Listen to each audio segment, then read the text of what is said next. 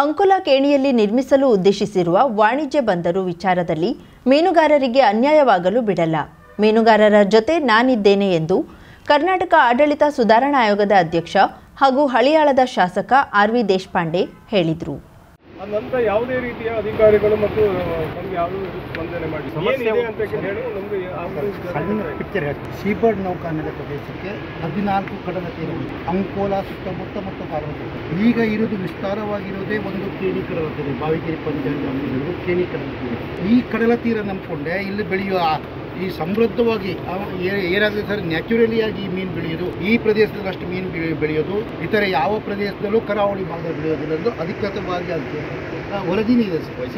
ವೈಜ್ಞಾನಿಕವಾದ ವರದಿಗಳೇ ಇದೆ. ಗೋವಾದಿಂದ, ಕಾರವಾರದಿಂದ, ಮಂಗಳೂರಿಂದ, ಉಡುಪಿಯಿಂದ ಯಾವಾಗ 8-9 ತಿಂಗಳ ಕಾಲ ಇಲ್ಲೇ ಸತತವಾಗಿ ಇಲ್ಲೇ ಸಾಂಪ್ರದಾಯಿಕ ಮೀನುಗಾರಿಕೆ ಜೊತೆಗೆ ಹಂತಕತೆ ಬೋಟ್ಗಳು ಇಲ್ಲೇ ಫಿಶಿಂಗ್ ಮಾಡ್ತಾರೆ. ಮತ್ತೆ ಏನಾಗಿದೆ ಅಂದ್ರೆ ಇದು ಒಂದೇ ಬಂದರ ಯೋಜನೆಯಿಂದ ಮುಂದೆ ನಮಗೆ ಅನಾನುಕೂಲ ಜಾಸ್ತಿ ಆಗ್ತದೆ. ಅಂದರೆ ಮೀನುಗಳು ಸಂತತಿ ನಾಶ ಆಗ್ತದೆ.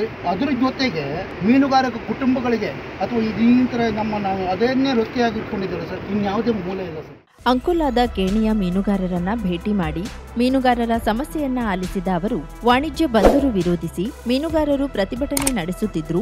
ಆಗಸ್ಟ್ 22ರಂದು ಅಹವಾಲು ಸಭೆ ಕರೆದಿದ್ದಕ್ಕೆ ಗರಂ ಆದ ಅವರು ಜಿಲ್ಲಾಧಿಕಾರಿಗೆ ಫೋನ್ ಮೂಲಕ ಸಂಪರ್ಕಿಸಿ ಅಹವಾಲು ಸಭೆ ಮುಂದೂಡುವಂತೆ ಸೂಚಿಸಿದ್ರು. ಮೀನುಗಾರ ಮಹಿಳೆಯರು ನೀಡಿದ ಮನವಿಯನ್ನ ಸ್ವೀಕರಿಸಿದ ಅವರು ಮೀನುಗಾರರು ಶಾಂತಿಯುತವಾಗಿ ಪ್ರತಿಭಟನೆ ಮಾಡುತ್ತಿದ್ದಾರೆ, ಹಾಗೆಂದೇ ಅವರ ಮೇಲೆ ಯಾವುದೇ ಬಲ ಪ್ರಯೋಗ ಸಲ್ಲದು. ಕಂಪನಿಯವರು ಯಾವುದೋ ದಾರಿ ಮೂಲಕ ಕಾರ್ಯ ಸಾಧಿಸುವುದು, ಸರ್ಕಾರಕ್ಕೆ ತಪ್ಪು ಮಾಹಿತಿ ನೀಡುವುದು ಸರಿಯಾದ ಕ್ರಮವಲ್ಲ.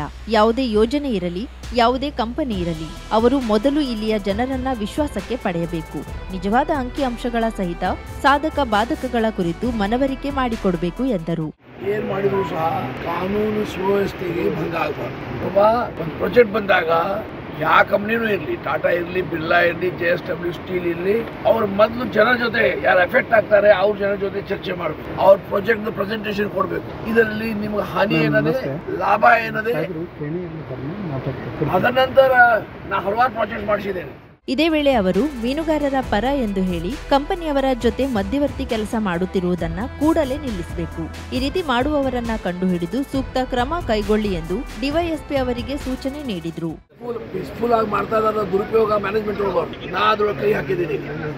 ಹಾಗಾಗಿ ಇದಕ್ಕೊಂದು ಎಂಡ್ ಆಗಬೇಕು. ಪ್ರಾಜೆಕ್ಟ್ ಮಾಡಬೇಕಾದ್ರೆ ನಾನು ಕೈಗಾರಿಕಾ ಮಂತ್ರಿ ಇದ್ದೆ. 100 ಪ್ರಾಜೆಕ್ಟ್ ನನ್ನ ಕಾಲದಲ್ಲಿ ಬಂದಿದ್ದಾವೆ, ಜಿಲ್ಲೆಯಲ್ಲಿ ಬಂದಿದ್ದಾವೆ. ಸೀಬರ್ಡ್ ಬಂತು, ಕುಡ್ಸಳಿ ಬಂತು, ಕದರಾ ಬಂತು, ಕೈಗಾ ಬಂತು, ಶಿವರಾಮ್ ಕರೆದ್ ಬಂದಿದ್ರು, ಲೀಡ್ ಮಾಡಿದ್ರು ಅಜಿಟೇಷನ್. ಪೀಸ್ಫುಲ್ ರಿಸೀವ್ ಮಾಡಿ ಅವ್ರು ಗೌರವ ಕೊಟ್ಟು ಮಾತಾಡ.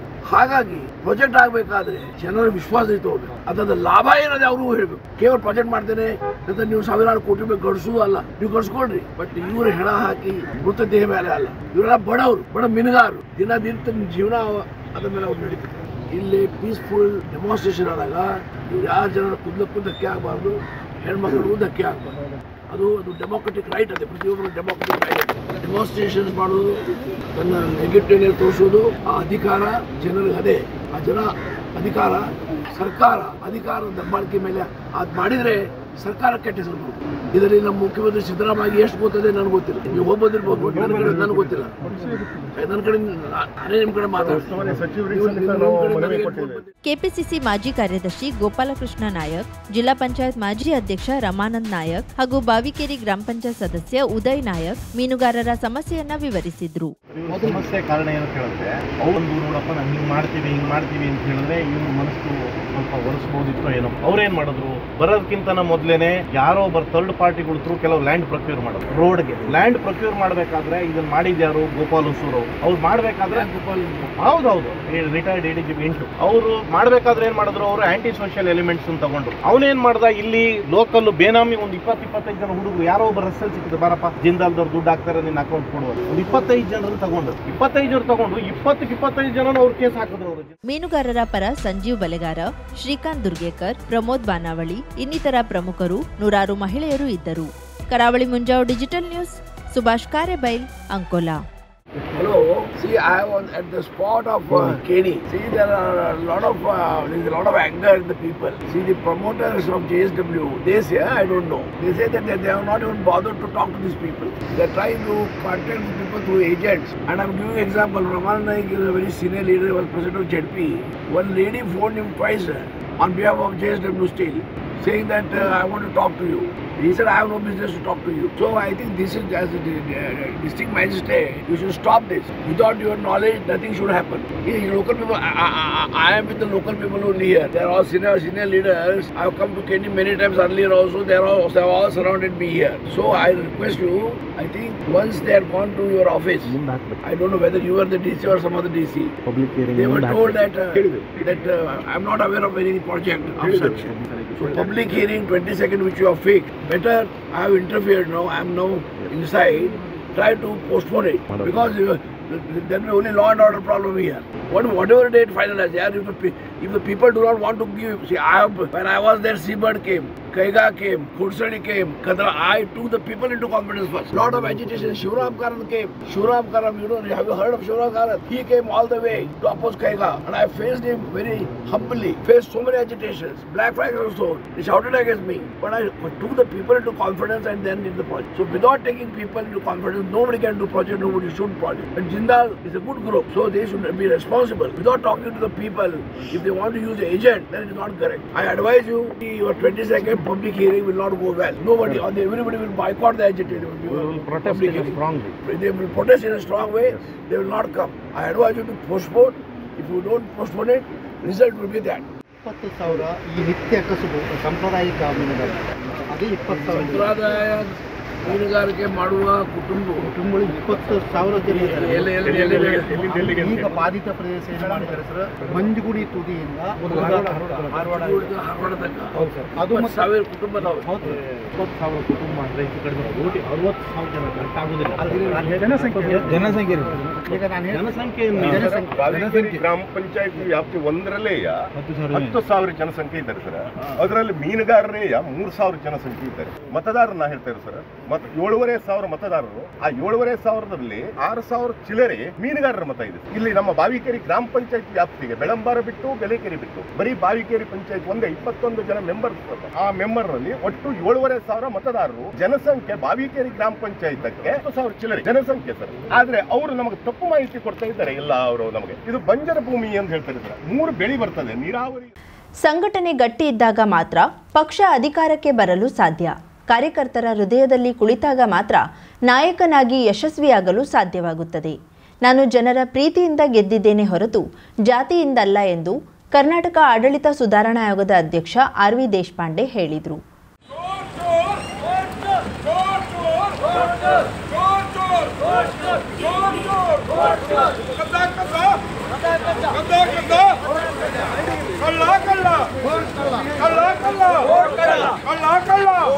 ಗ್ಯಾರಂಟಿ ಅಧ್ಯಕ್ಷ ಅಣ್ಣಪ್ಪ ನಾಯಕರು ಬರೀ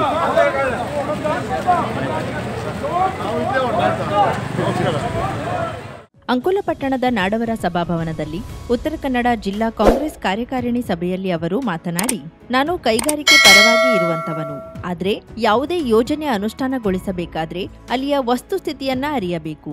ಜಿಲ್ಲೆಯಲ್ಲಿ ಈ ಹಿಂದೆ ಅನೇಕ ಬಂದರು ಸೇರಿದಂತೆ ದೊಡ್ಡ ದೊಡ್ಡ ಯೋಜನೆಗಳು ಬಂದಾಗ ಸ್ಥಳೀಯರಿಗೆ ಪುನರ್ವಸತಿ ಕಲ್ಪಿಸಲಾಗಿದೆ. ಅದಕ್ಕೂ ವಿರೋಧ ವ್ಯಕ್ತವಾಗಿದೆ. ಅದನ್ನ ತಪ್ಪು ಎನ್ನಲಾಗದು. ಮೀನುಗಾರರಿಗೆ ಮೀನುಗಾರಿಕೆ ಬಿಟ್ರೆ ಬೇರೆ ಕೆಲಸ ಬರುವುದಿಲ್ಲ. ನಾನು ಈ ಕುರಿತು ಮುಖ್ಯಮಂತ್ರಿಗಳ ಜೊತೆ ಚರ್ಚಿಸಿ ಮತ್ತೊಮ್ಮೆ ಪರಿಶೀಲಿಸುವಂತೆ ಮನವಿ ಮಾಡ್ತೇನೆ ಎಂದರು.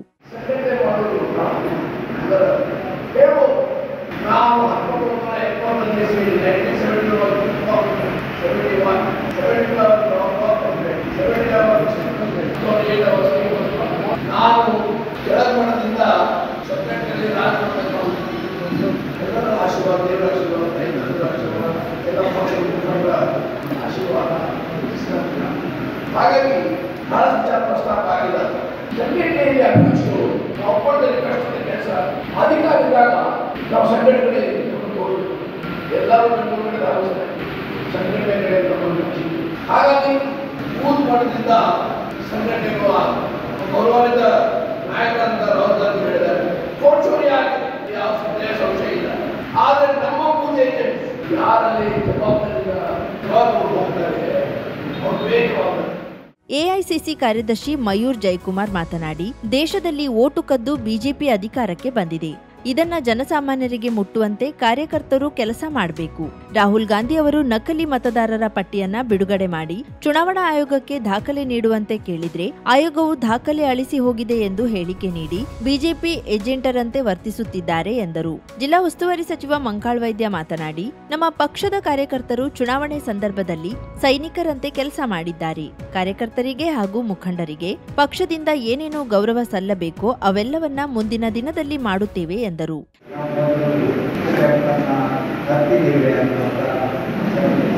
ಲೋಕಸಭೆ ಅಭ್ಯರ್ಥಿ ಆಯ್ಕೆ ಆಗಿದ್ದು 21 ದಿನ ಅಂಜಲಿ ಶ್ರೀನಿವಾಸರಾವ್ ಈ ಕ್ಷೇತ್ರದ ಅಭ್ಯರ್ಥಿ ಆಗ್ತಿದ್ದಾರೆ. ಯಾವ ದಿನ ನಿರ್ಧಾರ ಆಗ್ತದೆ ಅದೇ ದಿವಸ ಅವರು ಬಂದು ಅದು 21 ದಿವಸ ಬೇಜಾರು ಯಾಕೆಂದರೆ ನಾವು ಹೋಗಿದ್ದೀವಿ. ಇನ್ನೊಂದು ಕಡೆ ಸ್ವಲ್ಪ ಖುಷಿ ಯಾಕೆಂದರೆ ನಾವು ಸ್ವಲ್ಪ ಮತಗಳನ್ನು ಜಾಸ್ತಿ ತಿಂದಿದ್ದೇವೆ. 21 ದಿವಸದ ಹೋರಾಟದಲ್ಲಿ 4,45,67 ಓಟನ್ನು ನಾವು ಪಡೆದಿದ್ದೇವೆ. ಬರೀ 1,30,34,000 ಇದ್ದರೆ ನಾವು ವಿನ್ ಆಗ್ತೀವಿ. ಎಲೆಕ್ಷನ್ ಈಗ ಯೋಚನೆ ಮಾಡಿದರೆ ನಾವು ಜಾಸ್ತಿ ಮತಗಳು ಸಿಕ್ಕಿದೆ ಅನ್ನೋದು ಮುಂದೆ ನಿರೀಕ್ಷೆಯಲ್ಲಿ ಇರ್ಬೋದು ಅನ್ನೋದು. ಇದಕ್ಕೆಲ್ಲ ಕಾರಣಕರ್ತರು ಈ ಕ್ಷೇತ್ರದ ಮುಖಂಡರು, ಕಾರ್ಯಕರ್ತರು, ಮುಖ್ಯವಾಗಿ ನಮ್ಮ ಪಕ್ಷದ ಮತದಾರರು. ನಾನು ಮತ್ತೆ ಹೇಳ್ತಾ ಇದ್ದೀನಿ, 21 ದಿವಸ ನಾವು ನಮ್ಮ ಪಕ್ಷದಿಂದ ನಿರಂತರವಾಗಿ ಎಲ್ಲೂ ವ್ಯತ್ಯಾಸ ಆಗಿದೆ. ಜಿಲ್ಲಾಧ್ಯಕ್ಷರಿಂದ ಹೆಚ್ಚು ಕಡಿಮೆ ಆಗ್ಬೋದು, ಮೀಟಿಂಗ್ ಇದ್ದೀವಿ. ನಾವು ನಮ್ಮ ಕ್ಷೇತ್ರದಲ್ಲಿ ಎಲ್ಲ ಬ್ಲಾಕ್ ಮೀಟಿಂಗ್ ಮಾಡಿ ಸಂಘಟನೆ ಮಾಡ್ತಾ ಇದ್ದಾರೆ. ಆ ಸಂದರ್ಭದಲ್ಲಿ ಪಕ್ಷದ ನಿರ್ದೇಶನ ಏನು ಬರ್ತದೆ ಅಥವಾ ನಾವೇನು ಮಾಡಬೇಕು ನಮ್ಮ ಕ್ಷೇತ್ರದಲ್ಲಿ ಮಾಡ್ತೀವಿ, ಎಲ್ಲೂ ವ್ಯತ್ಯಾಸ ಮಾಡಿ. ಶಿರ್ಸಿ ಸಿದ್ದಾಪುರ ಕ್ಷೇತ್ರದ ಶಾಸಕ ಭೀಮಣ್ಣ ನಾಯ್ಕ್ ಮಾತನಾಡಿ, ದೇಶದಲ್ಲಿ ಏನಾದರೂ ಅಭಿವೃದ್ಧಿಯಾದ್ರೆ ಅದು ಕಾಂಗ್ರೆಸ್ ಪಕ್ಷದಿಂದ. ದೇಶದಲ್ಲಿ ಬಿಜೆಪಿ ಮತವನ್ನ ಕದಿಯುವ ಮೂಲಕ ಅಧಿಕಾರಕ್ಕೆ ಬಂದಿದೆ ಎಂಬುದನ್ನ ನಮ್ಮ ನಾಯಕ ರಾಹುಲ್ ಗಾಂಧಿ ಅವರು ಸಾಬೀತುಪಡಿಸಿದ್ದಾರೆ ಎಂದರು. ಕಾಂಗ್ರೆಸ್ ನಾಯಕಿ ಡಾಕ್ಟರ್ ಅಂಜಲಿ ನಿಂಬಾಳ್ಕರ್ ಮಾತನಾಡಿ, ನಾನು ಲೋಕಸಭಾ ಚುನಾವಣೆಗೆ ಸ್ಪರ್ಧಿಸಿದಾಗ ನನಗೆ ಪ್ರತಿಯೊಬ್ಬರೂ ಸಹಕರಿಸಿ ರಾತ್ರಿ ಹಗಲೆನ್ನದೆ ದುಡಿದಿದ್ದಾರೆ. ವಿಶೇಷವಾಗಿ ಮಹಿಳೆಯರು ಸಹಕರಿಸಿದ್ದಾರೆ. ನಿಮ್ಮ ಉಪಕಾರವನ್ನ ಎಂದಿಗೂ ಮರೆಯಲಾರೆ ಎಂದರು. ನನ್ನ ಜೊತೆ ಹಗಲು 24 ತಾಸು ಹೇಳಿದ್ರೆ ದಿನ ನೋಡಿಲ್ಲ, ರಾತ್ರಿ ನೋಡಿಲ್ಲ. ನಾವು ಎಲ್ಲರೂ 21 ದಿವಸ ಅಲ್ಲಿ, ಯಾಕೆಂದ್ರೆ ಕ್ಯಾಂಡಿಡೇಟ್ಸ್ ಕೂಡ ಡಿಕ್ಲೇರ್ ಬಹಳ ಲೇಟ್ ಆಯಿತು ನಮ್ಮ ಉತ್ತರ ಕನ್ನಡ ಕ್ಷೇತ್ರದ್ದು. 21 ದಿವಸದಲ್ಲಿ ನಾವು ಎಲ್ಲರೂ ಏನು ಒಂದು ಕೆಲಸ ಮಾಡಿ ತೋರಿಸಿದ್ದೀರಾ. ಅದಕ್ಕೆ ಖಂಡಿತವಾಗಿ ನೀವು ಎಲ್ಲರಿಗೆ ಎಷ್ಟು ನಾನು ಧನ್ಯವಾದ ಹೇಳಿದ್ರೆ ಕೂಡ ಕಡಿಮೆ ಆಗುತ್ತೆ. ಆ ಶಬ್ದನೇ ಇಲ್ಲ ನಿಮಗೆ ಎಲ್ಲರಿಗೆ.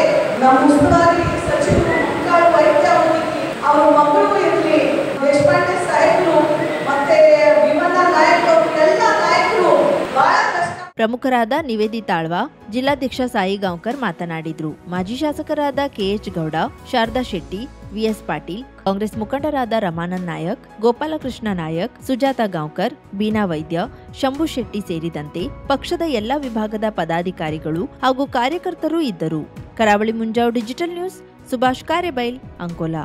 50,000ಕ್ಕೂ ಅಧಿಕ ಸಬ್ಸ್ಕ್ರೈಬರ್ಸ್, 1.68 ಕೋಟಿಗೂ ಮೀರಿದ ವ್ಯೂಸ್, ಸುದ್ದಿಯೊಂದು 10 ಲಕ್ಷಕ್ಕೂ ಹೆಚ್ಚು ವ್ಯೂಸ್ ಕಂಡ ಹೆಗ್ಗಳಿಕೆ, ವಸ್ತುನಿಷ್ಠ ಮತ್ತು ಖಾತ್ರಿಯಾದ ವರದಿಗಾರಿಕೆ, ಉತ್ತರ ಕನ್ನಡದ ಅತಿ ಹೆಚ್ಚು ಸಬ್ಸ್ಕ್ರೈಬರ್ ಹೊಂದಿರುವ ಯೂಟ್ಯೂಬ್ ಚಾನೆಲ್ ಕರಾವಳಿ ಮುಂಜಾವು ಡಿಜಿಟಲ್ ವೀಕ್ಷಕರಿಗೆ ಧನ್ಯವಾದ. ಇನ್ಮುಂದೆ ಸುದ್ದಿಯಲ್ಲ ಮತ್ತಷ್ಟು ಸೊಗಸು. ನಿಮ್ಮಲ್ಲಿಯ ಸಭೆ ಸಮಾರಂಭ, ಅಂಗಡಿ ವ್ಯಾಪಾರ ಮಳಿಗೆಯ ಸಹಕಾರಿ ಸಂಸ್ಥೆಯ ಶುಭಾರಂಭದ ಕಾರ್ಯಕ್ರಮಗಳ ವಿಸ್ತೃತ ವಿಡಿಯೋ ಸುದ್ದಿ. ಸಂಪರ್ಕಿಸಿ ನಮ್ಮ ಕರಾವಳಿ ಮುಂಜಾವು ಡಿಜಿಟಲ್ ಪ್ರತಿನಿಧಿಗಳನ್ನ.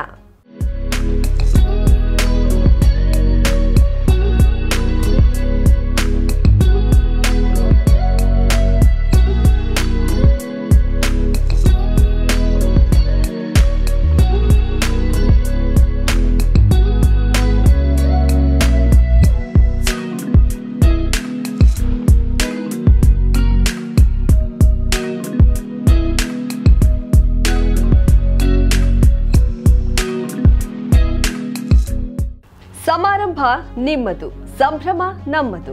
ನೋಡ್ತಾ ಇರಿ ಕರಾವಳಿ ಮುಂಜಾವು ಡಿಜಿಟಲ್.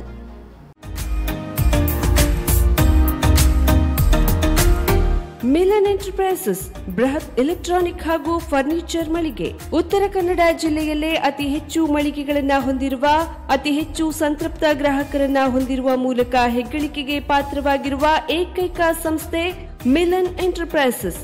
ನಮ್ಮ ಮಳಿಗೆಗಳಲ್ಲಿ ಪ್ರಸಿದ್ಧ ಕಂಪನಿಗಳ electronic refrigerator, washing machine, LED TV, ಎಸಿಗಳು ಲಭ್ಯ. ಭಾರತದ ಕರಾವಳಿ ಹವಾಮಾನಕ್ಕೆ ಹೊಂದಿಕೊಳ್ಳುವ ನಂಬರ್ 1 ಬ್ರ್ಯಾಂಡ್ ಆದ ಗೋದ್ರೇಜ್ ಕಂಪನಿಯ ಕಪಾಟು, ಆಫೀಸ್ ಟೇಬಲ್, ಆಫೀಸ್ ಚೇರ್, ಬ್ಯಾಂಕ್ಗಳಿಗೆ ಹಾಗೂ ಚಿನ್ನದ ಅಂಗಡಿಗಳಿಗೆ ಬೇಕಾಗುವ ಸೇಫ್ ಲಾಕರ್ಗಳು ಅತಿ ಕಡಿಮೆ ಬೆಲೆಯಲ್ಲಿ ಲಭ್ಯವಿದೆ. Teak wood sofa set, wooden dining table ಹಾಗೂ ಗ್ರಾಹಕರಿಗೆ ಬೇಕಾಗುವ ಅಳತೆಯಲ್ಲಿ ನಿಮ್ಮ ಮನೆಗೆ ಹೊಂದಿಕೊಳ್ಳುವ ಹಾಗೆ ಫರ್ನಿಚರ್ ಗಳನ್ನ ಮಾಡಿಕೊಡಲಾಗುವುದು. ಕಸ್ಟಮೈಸ್ಡ್ ಕಿಚನ್, ವಾರ್ಡ್ರೋಬ್ ಗಳನ್ನ ಅತಿ ಹೆಚ್ಚು ವರ್ಷಗಳ ಕಾಲ ಬಾಳಿಕೆ ಬರುವ ಹಾಗೆ ವಾರಂಟಿಯೊಂದಿಗೆ ಮಾಡಿಕೊಡಲಾಗುವುದು. ನಮ್ಮಲ್ಲಿ ಡ್ಯೂರಾಫ್ಲೆಕ್ಸ್, ಗೋದ್ರೇಜ್ ಕಂಪನಿಯ memory foam mattress, orthopaedic mattress, spring ಮ್ಯಾಟ್ರೆಸ್ಗಳು ಕಡಿಮೆ ಬೆಲೆಯಲ್ಲಿ ಲಭ್ಯ. ವಿವಿಧ ಕಂಪನಿಗಳ ನವೀನ ಮಾದರಿಯ ಮಿಕ್ಸರ್, ಗ್ರೈಂಡರ್, ಫ್ಯಾನ್, ಕುಕ್ಕರ್, ತವಾ, ಫ್ಲಾಸ್ಕ್, ಮೈಕ್ರೋ ಓವೆನ್ಗಳು ಲಭ್ಯವಿದೆ. 0% ಬಡ್ಡಿಯೊಂದಿಗೆ ಸ್ಥಳದಲ್ಲಿಯೇ ಬಜಾಜ್ ಫೈನಾನ್ಸ್ ನಿಂದ ಸಾಲ ಸೌಲಭ್ಯವಿದೆ. ಮಿಲನ್ ಎಂಟರ್ಪ್ರೈಸಸ್ ನಲ್ಲಿ ಖರೀದಿ ಮಾಡುವ ಗ್ರಾಹಕರಿಗೆ ಡಿಸ್ಕೌಂಟ್ ಮತ್ತು ಗಿಫ್ಟ್ ಜೊತೆಗೆ ಪ್ರತಿ 2,000 ರೂಪಾಯಿಗಳ ಖರೀದಿಗೆ ಒಂದು ಬಂಪರ್ ಲಕ್ಕಿ ಡ್ರಾ ಕೂಪನ್ ನೀಡಲಾಗುವುದು. ಈ ಲಕ್ಕಿ ಡ್ರಾನಲ್ಲಿ 7 ಲಕ್ಷದವರೆಗೆ ಬಹುಮಾನ ಗೆಲ್ಲುವ ಅವಕಾಶ ನಿಮ್ಮದಾಗಿರುತ್ತದೆ. ಲಕ್ಕಿ ಡ್ರಾದಲ್ಲಿ 1 ಕಾರ್, 2 ಬೈಕ್ ಮತ್ತು ರೆಫ್ರಿಜರೇಟರ್, ವಾಷಿಂಗ್ ಮಷೀನ್ ಸೇರಿದಂತೆ 30 ಲಕ್ಕಿ ಗ್ರಾಹಕರಿಗೆ ಬಹುಮಾನ ಗೆಲ್ಲುವ ಅವಕಾಶ. ಗ್ರಾಹಕರ ಸಂತೃಪ್ತಿಗೆ ನಮ್ಮ ಮೊದಲ ಆದ್ಯತೆ ಎನ್ನುವುದು ಮಿಲನ್ ಎಂಟರ್ಪ್ರೈಸಸ್ನ ವಾಕ್ಯ.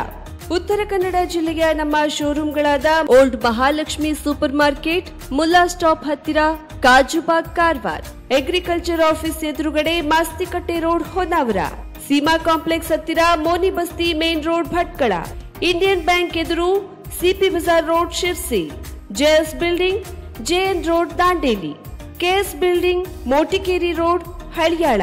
ಇಲ್ಲಿಗೆ ತಪ್ಪದೇ ಭೇಟಿ ನೀಡಿ ಸಂತೃಪ್ತರಾಗಿ.